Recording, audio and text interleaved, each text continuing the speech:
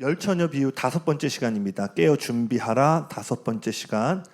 기름을 얻기 위한 대가 지불이라는 제목으로 여러분하고 말씀을 나누기 원합니다. 혹시 괜찮은 모니터 조금만 올려주시겠어요? 네. 특별히 저희가 계속 나누는 말씀 가운데 좀 반복되는 부분들이 있을 수 있습니다. 그러나 가장 중요한 그 가르침의 방법 중에 하나는 반복인 줄로 믿습니다. 아멘. 그래서 우리가 좀 같은 부분들이 나올지라도 우리가 그것들을 다시 한번 우리의 마음에 새기는 마음으로 좀 살펴보기를 원하는데요. 우리가 계속해서 살펴보고 있는 것은 이 슬기로운 처녀와 이렇게 미련한 처녀에 대해서 좀 살펴보고 있는데, A번을 보시면요, 어떤 사람들은요 마태복음 25장의 열처녀의 비유에 대해서 슬기로운 처녀를 구원받은 사람으로, 또 미련한 처녀를 구원받지 못한 사람으로 해석하기도 하는데요. 이 말씀을 자세히 보시면요, 미련한 처녀이든 슬기로운 처녀이든 이 비유에 등장하는 10명은요 모두 처녀로 등장하고 있습니다. 처녀는 어떤 걸 의미하죠? 순결함을 의미하는 겁니다. 즉 이것은요 10명의 처녀가 모두 그리스도의 의로움을 덧입은 순결한 상태, 즉 구원받은 자들임을 상징하고 있습니다. 그리고 우리가 좀 살펴봤던 것은 우리는 등불이 하나님의 말씀을 의미하고 기름이 성령을 상징한다는 것을 살펴보았죠. 그럼 이러한 그 그림 안에서요, 이 미련한 처녀들을 보면은요, 그들이 비록 미련함 가운데 있었을지라도요, 처녀들의 등불에는 기름이 있었고요, 빛을 발하고 있었다라는 거예요. 그래서 미련한 처녀들의 그 문제는요, 기름이 없었던 것이 문제가 아니라 뭐예요? 여분의 기름을 준비하지 못했다라는 거예요. 등 안에 기름이 있었다는 것은요, 그들 안에 성령이 계시다는 것을 의미함을 볼 수 있습니다. 그러므로 이 비유에 등장하는 미련한 처녀들은요, 이미 회심한 교회와 성도들을 의미한다라는 거예요. 여기 적어놨지만요, 이들의 문제는 뭐예요? 성령을 받지 못한 것이 문제가 아니라 성령을 추구하지 않았다는 데 있었다는 겁니다. 그렇다면 이 미련한 처녀들이 잃어버린 것이 무엇일까요? 우리가 앞전 시간에서도 좀 살펴보았지만 그들이 잃어버린 것은요, 구원을 잃어버린 것이 아니라 믿음의 유업을 상실했다라는 거예요. 즉 이 열처녀의 비유가 뭘 보여주고 있어요? 저와 여러분이 오늘 구원을 받았다고 해서요, 우리 모두가 같은 처지에 있는 것은 아닐 수 있음을 이 비유가 말해주고 있다는 거예요. 즉 우리가 구원받았다고 해서요 모두가 슬기로운 것은 아닐 수 있다라는 것을 예수님은 이 비유를 통해 말씀하고 계십니다. 슬기로운 처녀들은 결국 이 비유의 끝에 어떻게 되죠? 신랑의 혼인잔치에 참여하게 됩니다. 반면에 미련한 처녀들은요 혼인잔치에 참여하지 못하게 돼요. 이 10명의 신부의 들러리들에게 있어서 최고의 상급은 뭐냐면요, 신부와 함께 결혼식에 입장하는 거예요. 특별히 뭐예요? 신부보다 앞서서 등불을 밝힘으로 수많은 하객들이 있는 잔치에 가장 선두로 이 결혼식의 문을 여는 것이 그들의 가장 큰 상급이었습니다. 저도 가끔요 그 결혼식 사회를 이렇게 부탁받을 때가 있어요. 저기 또 제가 사회를 본 가정들이 있는데, 제가 가끔 이렇게 전사에 오셔서 좀 사회를 봐주시겠어요 하면은요, 제 기분이 어떨까요? 네, 좋죠. 왜죠? 주례나 사회는요 아무나 보는 게 아니라 그 신랑 신부와 특별한 관계에 있는 사람들이 보통 맞는 것이 일반적이기 때문이죠. 신랑 신부에게 있어서 특별한 관계에 있다라는 마음을 느낄 수 있으니까요, 사회나 이런 것들, 아직 제가 주례할 날은 아니어서 주례는 못 해봤는데 그 부탁을 받을 때면 제 마음 안에도 내가 이들과 조금은 특별한 관계에 있구나라는 마음에 기분이 좋습니다. 다시 말해서 결혼식 당일에 이르면요 수많은 하객들이 지금 결혼잔치에 있잖아요. 그리고 저도 그 중에 한 사람으로 결혼식에 있지만요, 제가 사회자의 자리에 설 때요, 저는 하객들과는 조금 다른 특별한 관계의 위치에 서게 됩니다. 이해되시죠? 이처럼 신부의 들러리들은요 단지 결혼식에 함께 참여하는 다른 사람들과는 다른 신랑 신부와 매우 특별한 위치에 있음을 그들은 들러리의 과정을 통해서 사람들에게 보여주게 되는 거예요. 그리고 그러한 기쁨과 영광을 그들의 유업으로 얻게 되는 겁니다. 이것이 바로 열처녀의 유업이었어요. 상급. 그런데 미련한 처녀들은요, 이 유업을 상실하게 되었다라는 거예요. 슬기로운 처녀들은요, 희생적이고 헌신적인 삶을 통해 잔치에 참여하고 상급을 받습니다. 그러나 반면에 미련한 처녀들은요, 영적인 게으름으로 인해서요, 잔치에 들어가지 못하고 이러한 기쁨과 영광을 상실하게 돼요. 제가 언젠가 나눴지만 이 혼인잔치가 의미하는 게 뭐죠?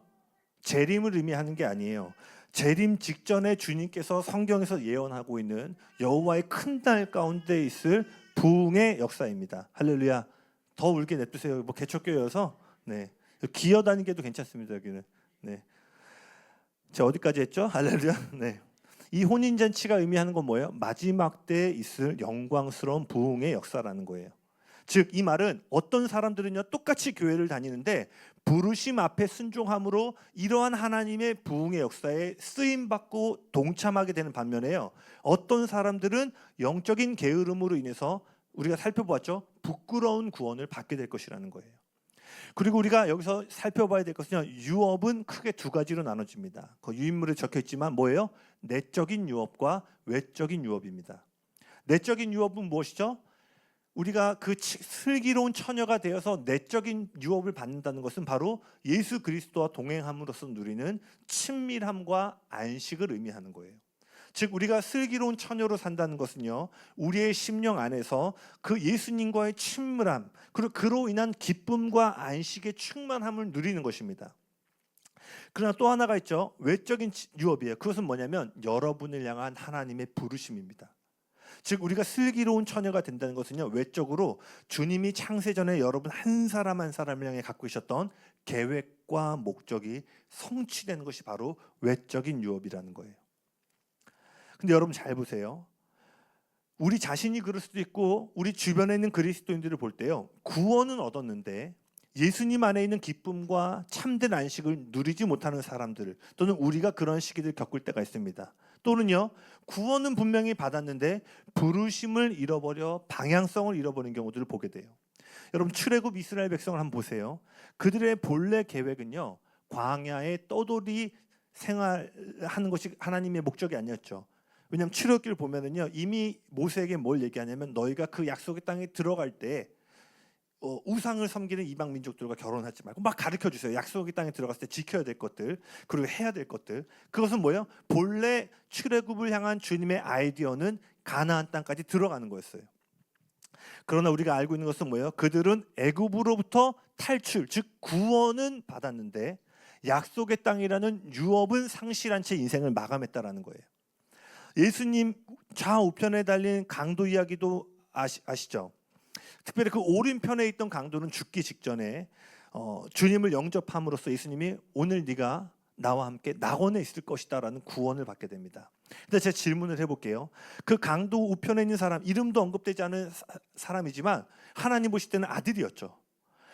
본래 하나님이 그 강도, 예수님의 십자가 우편에 있는 강도를 그 어머니의 태에 잉태했을 때 하나님의 아이디어가 극심한 고통 가운데 죄로 인해서 생을 마감하는 게 본래 아이디어였을까요? 그렇지 않았다는 거예요. 이것은요, 본래 하나님이 그 강도의 그 십자가 우편에 있던 사람을 향한 부르심의 모습이 아니었어요. 그러나 그가 구원을 받았나요? 구원은 받았죠. 그러나 본래의 외적인 유업은 상실한 채 구원을 얻게 되었다는 거예요. 그렇기 때문에 우리는 이 비유에서요, 두 종류의 믿음을 살펴볼 수가 있습니다. 그것은 바로 첫 번째, 구원에 이르는 믿음이고요. 두 번째는 유업을 받는 믿음, 즉 인내하는 믿음입니다. 구원하는 믿음은요, 잘 들어보세요. 여러분을 천국으로 인도합니다. 그러나 인내하는 믿음, 유업을 이 땅 가운데 끌어오는 믿음은요, 그 천국으로 가는 길에 주님이 계획해 두신 목표를 이 땅 가운데 성취하게 돼요. 좀 더 쉽게 얘기하면요, 구원하는 믿음은 여러분을 천국으로 가게 해줍니다. 그러나 인내하는 믿음은 천국에 있는 것을 지금 이곳에 오도록 만든다라는 거예요. 그래서 누구는요, 천국에 갈 것, 천국행 티켓을 끄는 것에 만족하며 살지 모르지만요, 주님이 성경 전체를 통해, 특별히 이 열처녀의 비유를 통해 우리를 향해 품고 있는 계획은 뭐예요? 네가 단지 언젠가 천국 갈 것을 기대하는 것이 아니라 그 길에 여정에 있어서 우리를 통하여 이루기 원하는 하나님의 목표가 여러분의 믿음을 통해서 이 땅 가운데 실현이 되는 것을 주님은 갈망하신다라는 거예요. 이것이 바로 히브리서 11장이 말하는 믿음입니다. 히브리서 11장을 살펴보시면 믿음장으로 알려져 있는데 거기에는요 예수님의 십자가나 복음에 대한 얘기가 나오지 않아요. 왜냐? 그 11장 전체는 구원하는 믿음을 설명하기 위한 장이 아닌 거예요. 그 구원의 믿음 위에 이제 뭐예요? 목숨을 잃을지라도 뒤로 물러서지 않는 그 어마어마한 어떠한 대가 지불이 온다 할지라도 그것을 타협하지 않는 믿음의 사람들의 이야기가 기록되어 있어요. 그래서 로마서는 복음의 꽃이라고 되는 로마서는 우리가 어떻게 의인이 되었고 우리가 죄인에서 어떻게 상속자가 되었는지를 바울이 그 복음을 아주 선명하게 그려냅니다. 그러나 히브리서 11장은요 그러한 내용들이 없이 오직 유업을 받는 믿음에 대해서 이야기하고 있다는 거예요. 물론 우리가 기억해야 되는 것은요 유업은 그렇다고 해서 우리의 공로로 얻어내는 것은 아닙니다. 유업은요. 그것은요 구원에 수반되는 선물이에요. 그렇기 때문에 왜냐? 구원받지 못하면 어느 누구도 유업을 받을 수가 없잖아요. 그러니까 유업 자체라는 것이 은혜의 터 위에 있는 것입니다. 즉 어느 누구도 저와 여러분의 공로와 열심으로 유업을 얻어낼 수 없다라는 거예요. 미련한 처녀들은요 출발은 좋았어요. 왜? 구원의 은혜를 받았기 때문이죠. 그러나 그들의 문제는 유업을 소홀히 대했다라는 거예요. 즉 이들은 구원을 받았지만 말씀과 성령을 끈질기게 추구하지 않는 크리스천들을 대표하는 것입니다. 여러분 여기 잘 들어보세요. 제가 여러 번 얘기했지만요. 한밤중에 외침이 울려지고 나서는요. 미련한 처녀는 다시는 슬기로운 자리로 못 돌아갑니다. 그러니까 지금 뭐예요? 은혜에 뗀 거예요. 근데 역사의 어느 시점에 특별히 이 외침이 언제 울려진다고 했죠? 모든 교회가 잠이 드는 영적으로 깊은 잠에 빠져 있을 때 어느 순간에 성령님의 음성이 교회와 온 세상을 깨우게 될 거예요. 근데 그때 우리가 여전히 미련한 자에 있다면 구원은 받지만 여러분이 그 하나님의 뜻을 이 땅 가운데 실현해내는 부흥의 도구로는 쓰임받지 못할 수 있다는 거예요. 그래서 제가 지금 24장과 25장의 모든 비유를 설명해서 이 앞뒤의 모든 메시지가 뭐예요? 그날이 언제인지 모르니 너희가 깨어 준비해야 함을 성경은 계속 이야기하고 있다는 거예요. 여러분 도전하고 싶어요. 그저 구원받고 언젠가 70, 80 돼서 죽으면 천국 가겠지라는 믿음 가운데 머물기를 원하세요? 아니면 그 전에 지금 여러분이 있는 곳 일터와 가정과 여러분이 가는 곳마다 하나님의 뜻이 임하기를 원하십니까? 아멘. 당연히 후자이시죠? 그럼 이제 뭐예요? 우리 안에 있는 미련함의 모습을 버리고 슬기로움의 자리로 계속해서 나아가야 된다는 거예요. 거기 보시면요 두 종류의 지식이 있습니다. 이 믿음이 두 종류인 것처럼요 하나님을 아는 지식에도요 두 종류가 있어요. 물론 오래전에 제임스 패커라는 분이 아주 그 기독교 클래식으로 지금 여겨지는 하나님을 아는 지식이라는 책을 썼는데 거기에서는 하나님에 대한 지식과 하나님을 아는 지식, 즉 정보로 아는 하나님과 경험을 통해서 아는 하나님을 아는 지식에 대해서 얘기했는데 그 경험과 만남을 통해 아는 지식을 또한 두 가지로 나눌 수 있다는 거예요. 그게 뭐냐면 첫 번째는 거듭난 사람이라면 모두가 알 수 있는 하나님에 대한 지식입니다. 우리는 거듭나는 순간 내주하시는 성령님으로 인해서요 하나님을 인식하고 경험할 수 있게 됩니다. 그래서요 예를 들면 이런 거죠. 하나님이 날 사랑하신다. 그리고 하나님이 날 용서해 주셨다. 이것은 뭐예요? 어린아이들도 예수님을 믿고 영접하면 어떻게 돼요? 알게 되는 진리죠. 막 심오하게 막 영적인 세계를 도회를 해야지 알 수 있는 게 아니라 어린아이든 노인이든 영접하고 거듭나는 순간 그 사랑과 용서를 알게 돼요. 즉 첫 번째 종류는요 이러한 하나님을 아는 지식입니다. 하지만 모두가 동일한 지식의 분량을 갖고 있는 건 아니에요. 예레미야 33장 3절입니다. 한번 같이 읽어볼까요? 시작. 너는 내게 부르짖으라. 내가 내게 응답하겠고 내가 알지 못하는 크고 은밀한 일을 내게 보이리라. 지금 예레미야가 뭘 얘기하고 있어요? 간절한 부르짖음을 통해서만 경험할 수 있는 크고 은밀한 일들이 있다는 거예요. 즉 하나님 나라에는요 영접하는 순간 발견되어지도록 이렇게 세팅되어 있는 진리가 있고요. 오직 이러한 깊은 갈망과 외침으로만 발견되어질 수 있는 하나님의 진리가 있음을 이야기하고 있어요. 그러니 여러분 구원받았다고 해서요 모든 사람이 부지런히 주님을 따르고 친밀한 관계를 누리는 것은 아니라는 거예요. 그리고 이것은 다른 사람을 살펴볼 것이 없이 우리 자신의 신앙의 여정만 봐도 그렇지 않아요? 아마 여기 대부분 모태신앙도 많으실 텐데요. 제가 여러분 인생이 늘 주님을 향해 타올랐습니까? 라고 하면은 대부분이 아니실 거예요. 저도 그랬어요. 저는 아버지 쪽으로는 믿음의 4대인데요.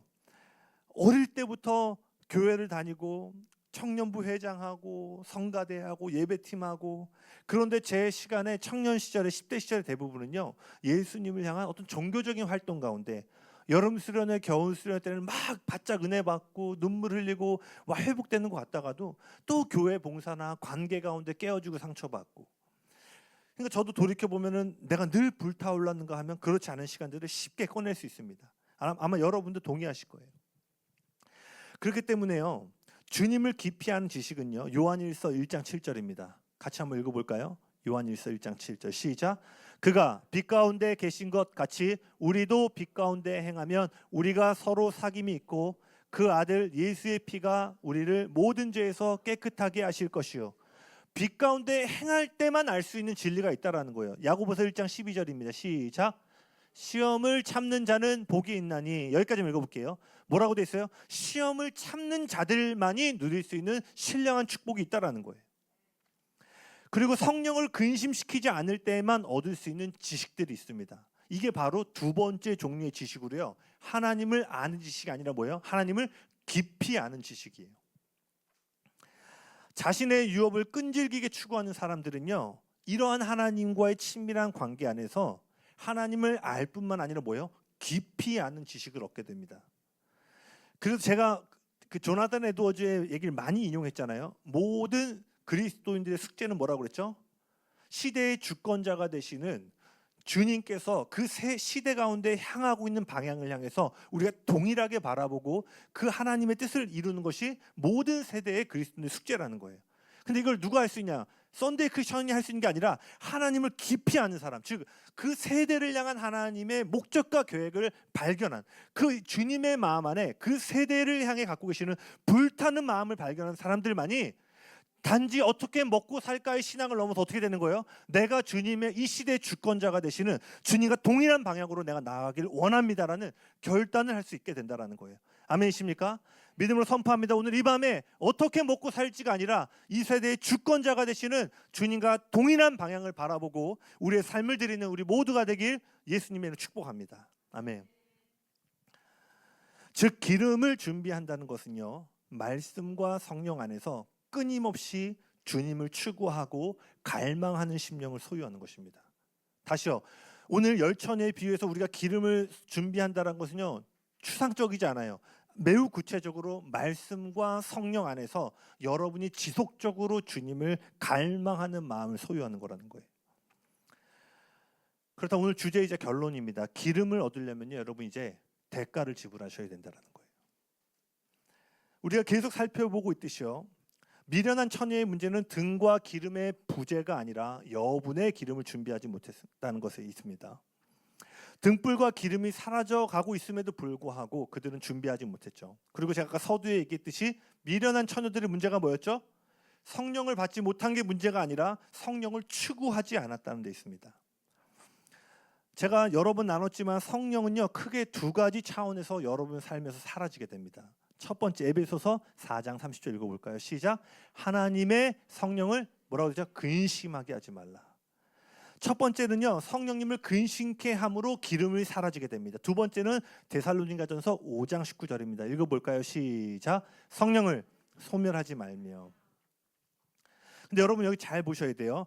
성령님이 사라진다, 기름이 사라진다라는 표현은요 실질적으로 그분의 떠나감을 말하는 것이 아니에요. 왜죠? 성령님은요 우리의 행위가 올바르고 말을 잘 들으면 함께 계시고 그렇지 않으면 우리를 떠나가는 변덕스러운 분이 아니시죠. 제가 너무 좋아하는 말씀이 로마서 8장 26절입니다. 로마서 8장 26절 같이 읽겠습니다. 시작. 이와 같이 성령도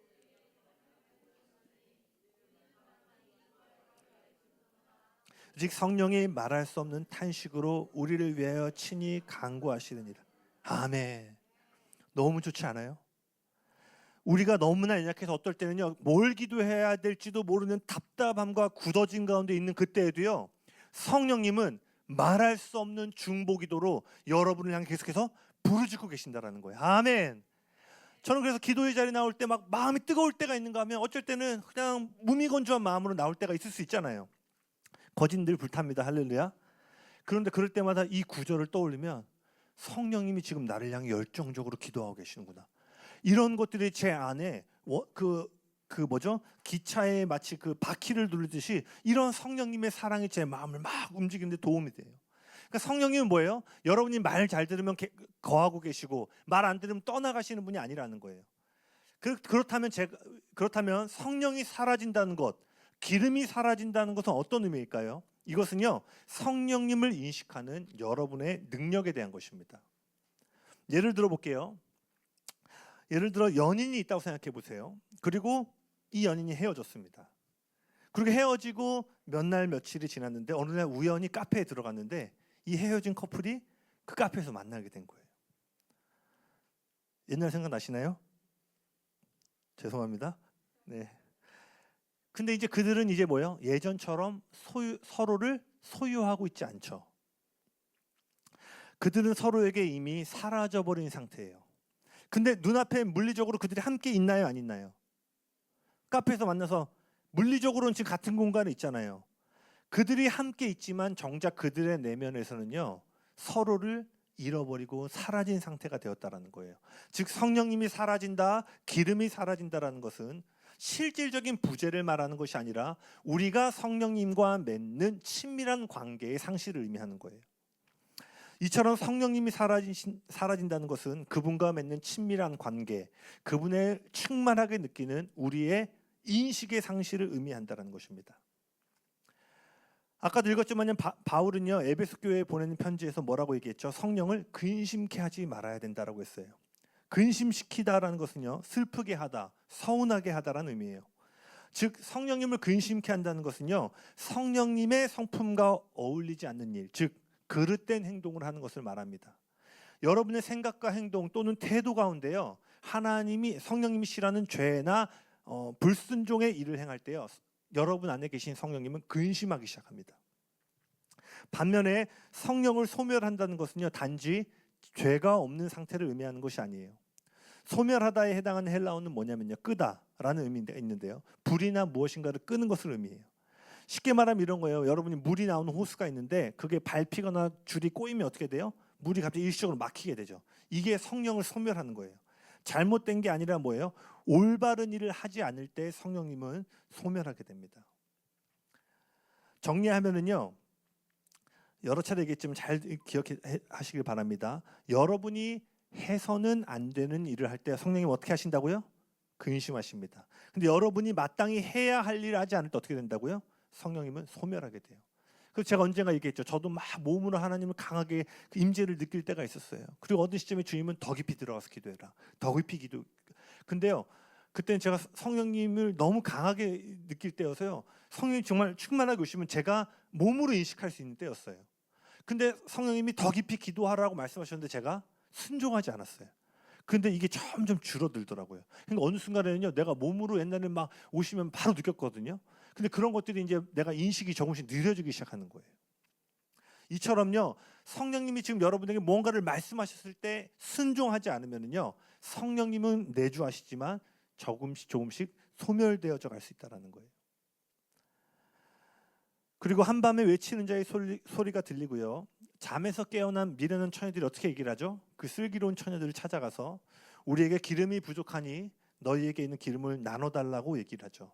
그때 슬기로운 처녀들이 이렇게 얘기합니다. 마태복음 25장 9절입니다. 마태복음 25장 9절 같이 읽겠습니다. 시작. 슬기 있는 자들이 대답하여 이르되 우리와 너희가 쓰기에 다 부족할까 하노니 차라리 파는 자들에게 가서 너희 쓸 것을 사라 하니. 여기서 슬기로운 처녀들이 뭐라고 얘기를 하죠? 이 기름을 나눠줄 수 없기에 너희가 만약 기름을 갖기 원한다면 대가를 지불하고 구입해야 된다라고 말해요. 이 말을 다른 표현으로 얘기해 보면 이런 겁니다. 우리에게서 기름을 얻는 것이 아니라 하나님이 정하신 과정을 통해서 당신만의 기름을 얻어야 됩니다라고 말하는 거예요. 다시요. 하나님이 정하신 과정을 통해서만 기름을 살 수 있다라는 거예요. 그러니 여러분이 내가 언젠가 얘기했죠. 맞대요. 아멘. 할렐루야. 네, 아멘. 또 맞대요. 할렐루야. 네. 그러니 언젠가 얘기한 것처럼 주님은요, 여러분의 신앙의 연수에 아무 관심이 없으세요. 내가 20년을 다녔나 10년을 다녔나 관심 있는 것이 아니라 주님은 뭐 관심 있는 거예요? 그 하나님의 정하신 과정을 따르기 원하는 순종의 깊이에 주님 언제나 관심을 가지신다라는 거예요. 아멘이십니까? 구원은 전적인 하나님의 은혜로 받는 것입니다. 그렇기 때문에 구원의 은혜의 핵심은 예수님이 뭘 행하셨는가예요. 맞습니까? 구원의 핵심은 예수님이 뭘 행하셨는가. 반면에 유업은 뭐예요? 당신이 무엇을 했는가에 초점이 있다는 거예요. 즉 유업에는요, 우리가 감당해야 될 역할과 책임이 있다는 것입니다. 그러나 이걸 잘 이해하셔야 돼요. 이 유업의 믿음은 뭐의 기초 위에 있다고요? 구원의 믿음의 기초 위에 있다는 거예요. 왜냐하면 자칫하면은요, 우리도 모르는 사이에 이런 유업과 우리의 역할과 책임을 강조하기 시작하면요, 우리도 모르는 사이에 공로주의 신앙에 빠지게 됩니다. 더 기도해야지, 더 말씀 봐야지. 계속 물론 우리가 우리의 의지를 주님께 순복하는 게 중요해요. 그러나 우리가 자칫 이 유업의 믿음을요, 구원의 믿음에 세우지 않잖아요. 그러면 우리도 모르는 사이에 행위적인 믿음 가운데 서게 됩니다. 그러면은요, 겉으로는 되게 열심히 하고 뭔가를 하는 것 같은데요, 그렇지 않을 때 뭐예요? 복음의 견고함이 없으므로 수치심과 정죄함 가운데 쉽게 무너지게 된다는 거예요. 그렇기 때문에 여러분, 유업의 믿음에는 우리가 감당해야 될 역할과 책임이 있지만 이 기초는 전적인 주님의 은혜의 복음이 있음을 기억하셔야 됩니다. 다시 돌아오면요, 유업을 받기 원한다면 이제 여러분 편에서 지불해야 될 대가를 지불하셔야 된다는 거예요. 이것이 뭐예요? 예수님이 말씀하신 달란트 비유입니다. 누가복음 19장에는 열문화의 비유로 나오고 있는데요, 그 19장 나중에 가서 한번 읽어보세요. 한 주인이 이제 멀리 타국을 떠날 때 은 연립을 가지고 10명의 종을 부릅니다. 그리고 한 종에게 은하 한 입씩을 나눠주고 내가 언제 돌아올지 모르지만 내가 돌아올 때까지 이 은하 한 입으로 장사하고 남길 것을 말하고 주인이 떠나요.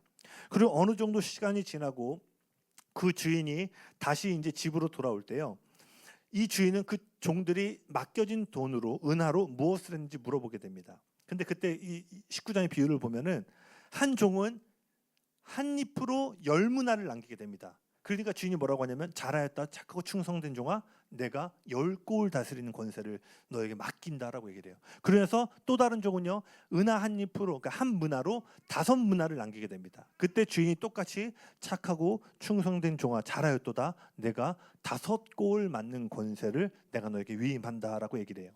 즉 주인이 맡긴 돈을 관리하고 투자한 능력에 비례해서요, 그들의 권세가 정해졌다는 거예요. 아멘. 하나님 나라는, 여러분 저를 따르면 고백해 보시겠어요? 하나님 나라는 갑자기 한 번에 오지 않는다. 하나님 나라는요, 방금 달란트 비유에서 보는 것처럼요, 여러분이 주님과 최근에 만났을 때 받은 그 은하 한 입과 같은 기름을 어떻게 관리하느냐에 따라서 점점 더 증가된다는 거예요. 아무 일도 하지 않으면서 주님 오늘 저에게 기름 부어주세요. 이러한 대가 지불 없이 하나님 제가 주님 위에 재정의 청지기가 되기를 원합니다. 재정을 부어주세요. 그런다고 기름과 재정이 늘어나는 것이 아니라는 거예요. 이 열무나 달란트의 비유를 통해 우리가 기억해야 되는 것은 이러한 하나님 나라의 자원의 증가는요, 그것이 기름 부으심이든 이 땅의 시적인 물질에 대한 것이든 여러분이 올바로 행하는 능력, 즉 여러분이 열문화를 남긴 것과 같은 대가 지불과 연결되어져 있다는 거예요. 아멘. 그래서 여러분이 어떤 목사님이든 사역자든 뭔가 기름 부으심이 대단한 것 같아, 와 저분은 정말 하나님의 사람인 것 같아 라는 사람들의 삶의 이면에 뭐가 다 있어요? 이러한 대가 지불이 반드시 있다는 거예요. 저도 제가 그 목사님들, 특별히 우리 연합대에 있는 목사님들의 젊었을 때 얘기를 가끔 들을 때가 있는데요, 그때 들을 때마다 그렇구나, 저래서 하나님이 저 목사님 쓰셨던 거구나. 나는 지금 부흥한 교회의 모습, 열방을 다니는 메신저의 모습을 보지만 그분들이 아무 사역도 없고 없을 때, 그렇게 재정이 없을 때, 저렇게 헌신하셨었구나, 역시 저런 시간이 있었기 때문에 하나님께 쓰임받는구나를 항상 고백하게 돼요. 제가 보니까요, 돌파와 기름 부음 있는 사람 치고요, 이러한 대가 지불 안 한 사람 전 단 한 번도 본 적이 없습니다. 아마 여러분들도 그럴 거예요. 마가복음 9장을 보면은요, 귀신 들린 아들을 둔 아버지가요, 제자들을 찾아와서 아들을 고쳐달라는 이야기가 나옵니다. 제자들은 이전에 그 예수님이 파송하셨잖아요. 둘식짝을 이어 파송하셨고, 제자들은 그들의 사역 가운데 손을 얹을 때마다 귀신이 떠나가고 병든 자가 치유받는 사역들을 경험했어요. 그러니까 이 마가복음 9장에 그 아버지가 찾아왔을 때도 자기들이 손을 얹고 기도하면 치유가 일어날 것이라고 기대했어요. 그런데 어찌된 일인지 아무리 기도하고 기도해도요, 아무 일도 일어나지가 않는 거예요. 아이의 아버지는요, 간절한 마음으로 어찌할 바를 모르고 있을 때요, 그때 때마침 변화산 사건이죠. 주님이 산에 올라가서 기도를 마치시고 내려오게 돼요. 그러니까 아이의 아버지가 어쩔 줄 몰라하는 그때 예수님이 산에서 내려오십니다. 그러니까 이 아이의 아버지가 예수님께 달려가서 당신의 제자들에게 내 아이를 치유해달라고 했지만 어찌된 영문인지 치유가 일어나지 않습니다. 예수님, 저를 도와주십시오. 제 아들을 치유하여 주십시오라고 얘기해요.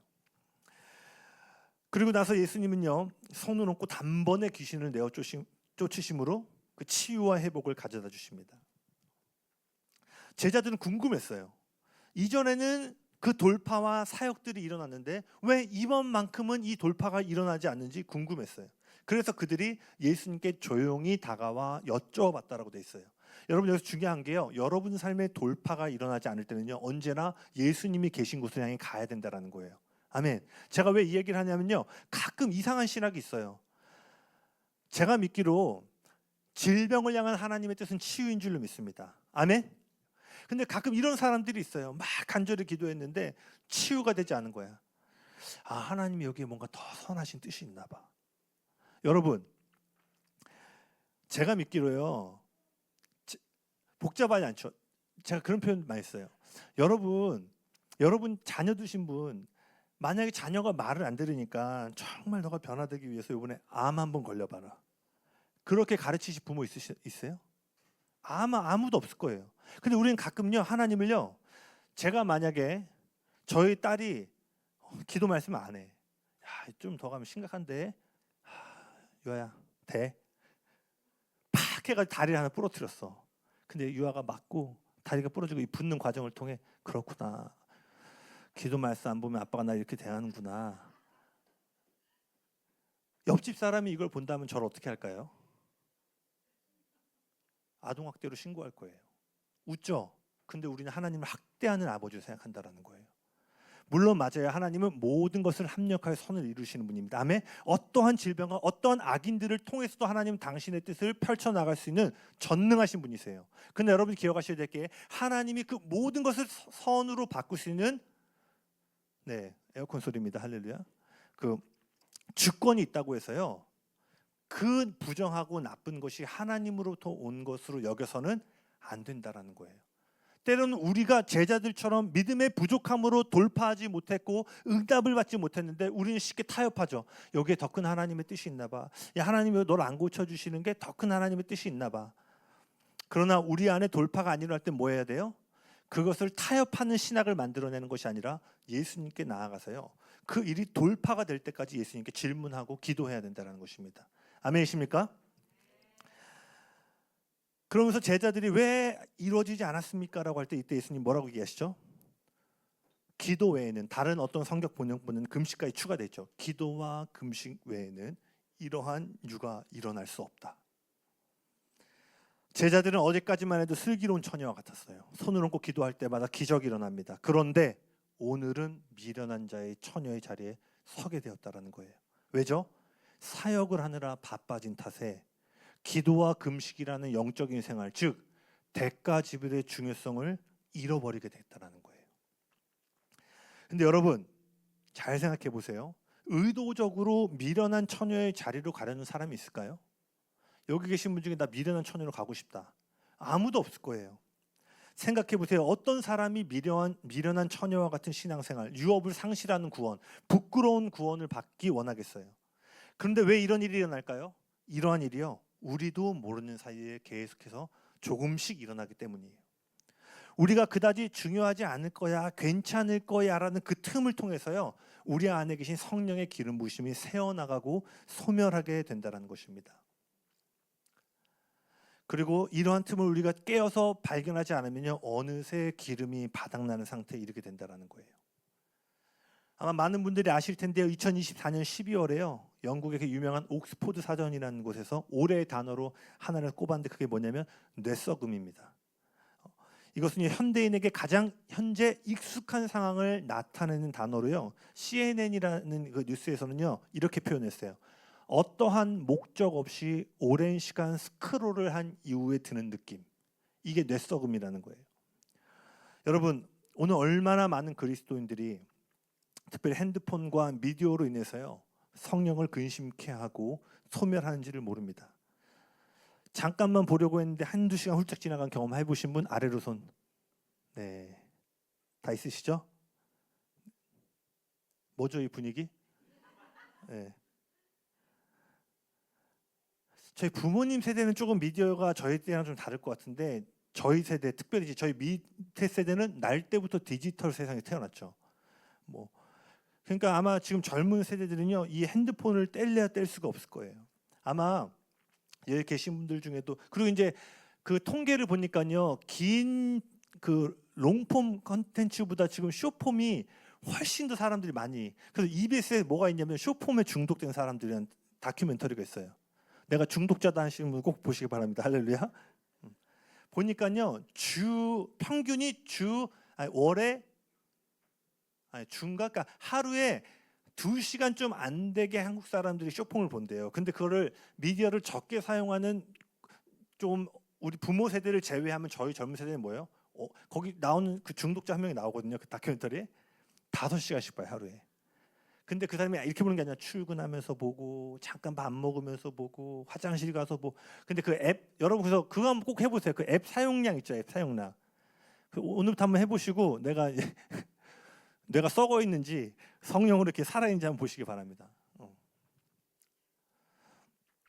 그러니까 점점 더 자극적이고 감각적인 것들의 매력을 느끼게 되었어요. 이 세대가. 그러니까요. 잠잠히 앉아서 기도하고 말씀 보는 일이요. 너무 힘들게 느껴지는 거예요. 왜? 눈 감고 가만히 있으면 외부 자극이 없잖아.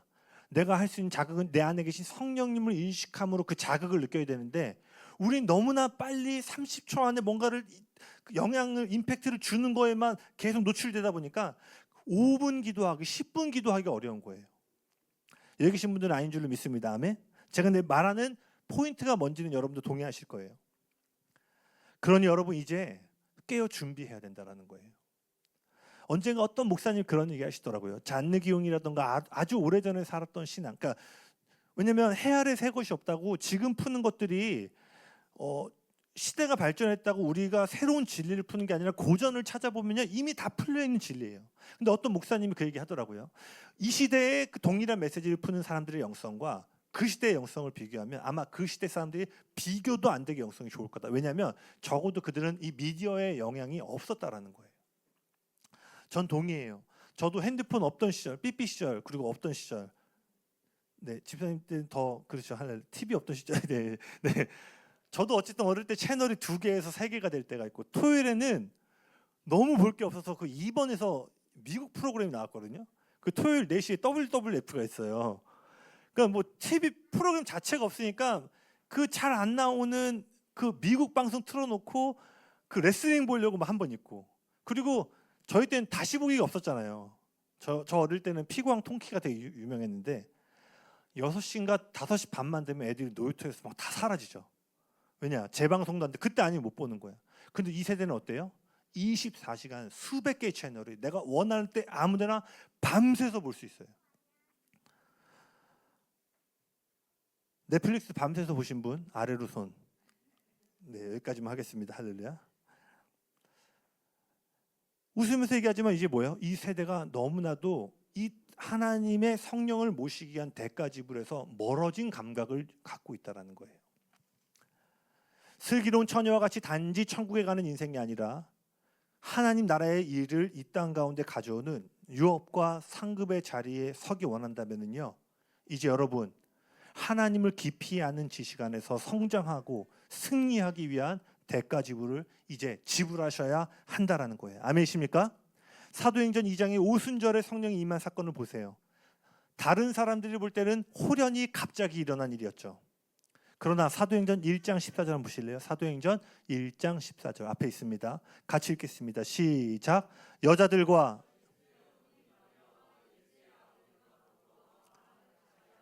오로지 기도에 힘쓰더라. 여러분, 이들이 오순절에 성령을 받기까지, 그 기름을 받기까지 뭐였냐면 10일 동안 그들은 온 마음을 다해 오로지 기도에 하는 일에만 전념하였다라는 거예요. 근데 여러분 기억하셔야 돼요. 이 일은요, 오늘 우리가 10일 동안 뭐 성전 와서 기도하겠다, 금식하며 기도하겠다의 차원이 아니에요. 한 달 좀 넘는 전에 어떤 일이 있었죠? 그들이 따르던 탑 리더가 십자가에서 이단으로 판정받고 죽임을 당했어요. 이제 이 죽음이 누구의 차례로 온 거예요? 그들을 따르는 제자들의 텀으로 온 거예요. 그러니까 이들이 지금 10일 동안 모였다는 것은요, 마치 이런 거예요. 기독교 핍박하는 북한과 같은 곳에서요, 그들이 노출되고 붙잡힐지도 모르지만 10일 동안 작정하여서 예배당을 떠나지 않고 하나님의 얼굴을 찾기로 결단했다라는 거예요. 즉 이 10일은요, 그들에게 있어서 목숨을 잃을지라도 하나님의 약속의 성취를 따르겠다라고 하는 어마어마한 결단이자 대가 지불의 고백이었다라는 거예요. 이들이 이 10일 동안 걸었던 대가 지불을요, 오늘날 우리가 대가 지불이라고 하는 것과 비교해 보면은요, 우리가 지불하는 대가 지불은 마치 어린아이들 장난하는 것과 같은 모습인 것 같습니다. 마치 어린아이들이 뭐 이렇게 집회 아닌 걸로 막 하잖아요. 막 이렇게 뭐 사고 파는 이런 것처럼. 마가의 다락방에 모인 이들은요, 예수님으로부터 받은 약속이 있었죠. 몇 날 며칠이 못 돼요. 이 성 위에 하나님의 약속하신 능력이 임할 것이다. 그것이 임할 때까지 이 성을 떠나지 말라라는 약속, 즉 그분의 말씀을 받았습니다. 그리고 그들은요, 이 말씀을 붙잡고 이 말씀의 성취를 위해 필요한 대가 지불을 아낌없이 드렸죠. 그리고 이제 뭐예요? 말씀과 대가 지불 위에 성령의 놀라운 기름 부심이 임하게 돼요. 우리는 알고 있습니다. 사도행전을 읽어보신 분들은 알고 있어요. 이제 2장 이후로 어떤 일이 일어나요? 어마어마한 핍박이 일어나죠. 야고보가 목이 잘려 죽게 되고요. 스데반 맞죠? 스데반 집사는 회중들 앞에서 복음을 전하는 돌에 맞아 죽게 되고, 사도 요한을 제외한 모든 제자들이 이날 이후로 참수를 당하고 목숨을 잃기 시작합니다. 엄청난 핍박과 죽음이요, 이 사도행전 2장 이후로 임하게 돼요. 말 그대로 가장 어두운 밤이요, 교회와 성도들을 뒤덮기 시작한 거예요. 그러나 이날 이 마가의 다락방에 있었던 슬기로운 처녀와 같이 등불인 하나님의 말씀과 대가 지불을 통해 성령의 기름을 가진 이들이요, 사도행전 2장 이후에 나오는 가장 어두운 밤 중에 가장 놀라운 부흥의 역사들을 그들이 쓰기 시작합니다. 할렐루야. 뭐가 있었던 거예요? 한 손에는 하나님의 약속이 있었고, 한 손에는 성령이 있었고, 그리고 이 말씀과 성령을 붙잡고 그들은 엄청난 대가 지불을 함으로 그 한밤에 외치는 소리, 그 소리가 외쳐질 때 감당할 슬기로운 처녀가 되어 일어나게 됐다라는 거예요. 아멘. 예배팀 잠깐 나와주시겠어요? 여러분 삶 가운데 정말 슬기로운 처녀와 같이 일어나기를 소망하십니까? 그럼 뭐예요? 마가의 다락방에 모였던 성도들과 같이 이제 대가 지불해야 된다는 거예요. 여러분, 특히 젊은 세대들, 저도 젊은 세대죠. 할렐루야. 핸드폰 안 되면 앱을 지우세요. 할렐루야. 네. 정직하게 우리 쇼폰만 보지 않아도 이거 영상 조금만 줄여도 기도하고 성경 볼 수 있는 시간이 어마어마하게 좀 확보될 거라고 믿습니다. 아니면 한번 여러분 핸드폰 가져가지 말고 출근 한번 해보실래요? 네. 지섭이 그렇게 한번 두고 왔었나요? 아마 여러분 생각보다 지루함을 많이 느끼게 될걸요. 이제 그 시간들을 뭘로 채워야 되는 거예요?